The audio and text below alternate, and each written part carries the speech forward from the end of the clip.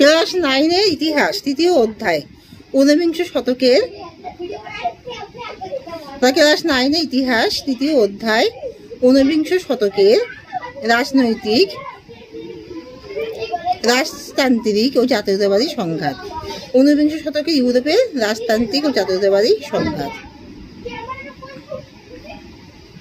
তো তোমরা সবাই মন দিয়ে শোনো, লেখো, সবাই লাইক অ্যান্ড সাবস্ক্রাইবটা দিয়ে দাও।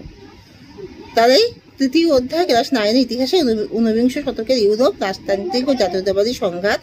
আমি তাহলে শুরু করছি। তোমরা সবাই মন দিয়ে শোনো, লিখেও নাও।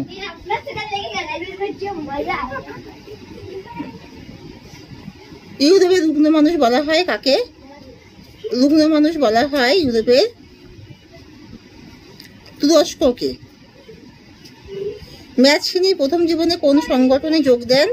ম্যাথসিনি প্রথম জীবনে কার্বোনারি, কয়কার বয়রে পোকা দন্তনাকার রয়স্যি, কার্বোনারিতে যোগ দেন। ভিয়েনা সম্মেলনের মুখ্য চারটি শক্তি হলো কি? Austria, Russia, Prussia, England. ইউরোপীয় শক্তি সমবায় স্থাপনের মূল উদ্যোক্তা ছিলেন কে? মেটার্নিখ। গ্রিসের জাতীয়তাবাদের প্রধান প্রবক্তা কে ছিলেন? কোরাইশ, কয়কার রয়কা অন্তুষায়কা দন্তুষা। ভিয়েনা সম্মেলন অনুষ্ঠিত হয়েছিল অস্ট্রিয়াতে। 1861 খ্রিস্টাব্দে মুক্তির ঘোষণাপত্রে ভূমিদাসপ্রথা উচ্ছেদ হয়েছিল রাশিয়াতে।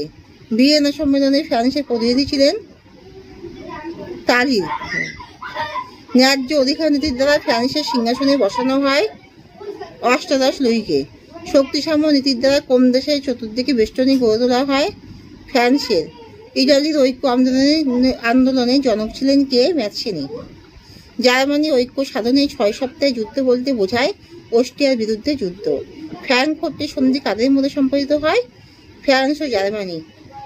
1830 খ্রিস্টাব্দে পোল্যান্ডে বিদ্রোহ হয়েছিল যার প্রথম নিকোলাসের বিরুদ্ধে। ভিয়েনা সম্মেলনের মূল উদ্দেশ্য ছিল ইউরোপের পুনর্গঠন।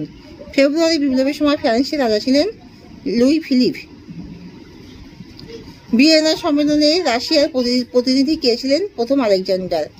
কে কি উদ্দেশ্যে অ্যাক্ট অফ জাস্টিস আইন পাশ করেন? দশম চার্লস দেশে ফিরে আসা অভিজাতদের ক্ষতিপূরণ দেওয়ার উদ্দেশ্যে। কত সালে রাশিয়ার ভূমিদাস মুক্তি ঘোষণাপত্র জারি হয়? 1861 সালের 19 ফেব্রুয়ারি।